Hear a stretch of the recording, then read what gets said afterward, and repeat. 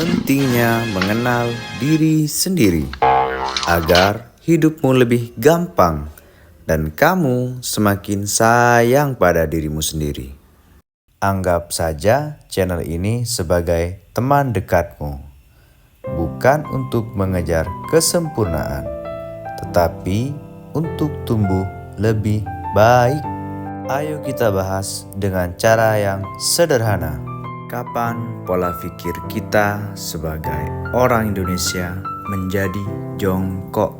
Cara berpikir yang sempit menyimpulkan sesuatu tidak relevan dan mengakibatkan pengambilan keputusan yang keliru. Ini beberapa yang saya lihat banyak terjadi di lingkungan sosial yang membuat pola pikir orang Indonesia itu jongkok. Yang pertama, di negara Indonesia ini terlalu banyak motivator. Kalau orang lain bisa, kamu juga pasti bisa. Dan tidak ada yang tidak mungkin. Kata-kata ini sudah sering pasti kamu dengar dari mulut motivator yang manis. Kita ambil contoh yang sederhana saja dalam kenyataan. Dari 100 orang yang berjuang dan bekerja keras, berapa persen sih yang jadi sukses? Paling angkanya mentok itu di bawah 5%. Kamu kira orang lain gak kerja keras? Mereka juga mati-matian loh untuk mencapai sesuatu yang mereka mau. Namun kenyataannya hanya segelintir orang aja yang sukses. Saya sedang tidak membunuh harapan dan optimisme kamu dalam mencapai sesuatu. Tapi di sini saya mengajak kamu untuk lebih rasional akan pilihan dan tujuan kamu. Mungkin kamu terobsesi ataupun mengidolakan seseorang dan pengen seperti dia. Sudah kamu tiru semuanya. Namun kenyataannya kamu tidak pernah bisa seperti orang tersebut. Bukan karena tidak bisa ataupun tidak mungkin masalahnya. Cuman tiap orang mempunyai sumber daya yang berbeda. Kesempatan, kemauan, resilient, dan faktor-faktor sukses lainnya yang sebenarnya tidak sama, tapi kamu memaksakan karena kamu sudah terobsesi.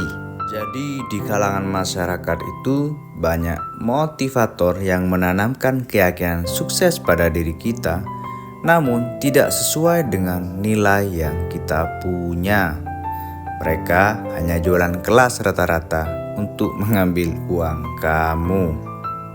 Yang kedua, cara berpikir kita menjadi jongkok saat membahas soal kesehatan. Kita ambil contoh yang sederhana. Dalam mencari kekayaan, orang itu harus mau menabung, berinvestasi, berhemat, bahkan kerja keras untuk mencapai kekayaan. Namun, beda dengan soal kesehatan. Gak penting sih olahraga, gak penting sih jaga pola makan, gak penting sih tidur cukup, yang penting sehat.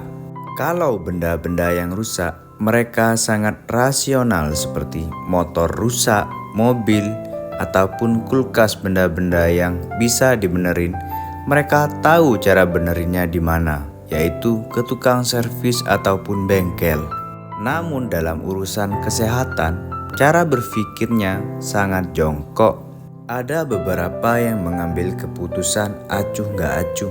Mereka berpikir, biarin aja lah, nanti juga bakal sembuh sendiri. Yang lebih parah, mereka bukan keahlinya. Mereka memilih dukun, bukan dokter dalam urusan kesehatan. Yang ketiga adalah terlalu yakin terhadap sesuatu yang sifatnya bisa dikalkulasi dengan data. Ini bukan menghina ataupun merendahkan profesi seseorang. Saya ambil contoh, sering kita lihat orang-orang keliling menjual pisau, menjual perabot, dan di beberapa kasus contoh lainnya. Menurut saya, di zaman teknologi yang sudah serba canggih dan serba cepat cara menjual sesuatu, ini sudah tidak relevan. Mungkin orang tersebut mempunyai keyakinan yang berlebihan, yaitu nanti juga rezeki ada yang ngatur, nanti juga ada orang beli tiba-tiba banyak dan dengan keajaiban lainnya. Ini menurut saya pemikiran yang tidak relevan, hanya mengandalkan keyakinan saja. Sedangkan fakta dan datanya di lapangan, orang-orang sudah berpindah dari offline menuju online di zaman teknologi ini. Bahkan banyak profesi-profesi di masa depan yang akan tergantikan oleh kecanggihan teknologi dan menjadi tidak relevan lagi di masa depan. Kesimpulannya, keyakinan yang tidak relevan dan tidak sesuai data ini membuat pola berpikir kita menjadi jongkok. Ayo teman-teman, apa punya pengalaman yang sama dengan apa yang saya jelaskan di video ini? Tulis di komentar. Terima kasih kamu sudah meluangkan waktu untuk menonton channel ini. Semoga kamu semakin mengenal dirimu sendiri dan semakin sayang sama dirimu. Jangan lupa subscribe.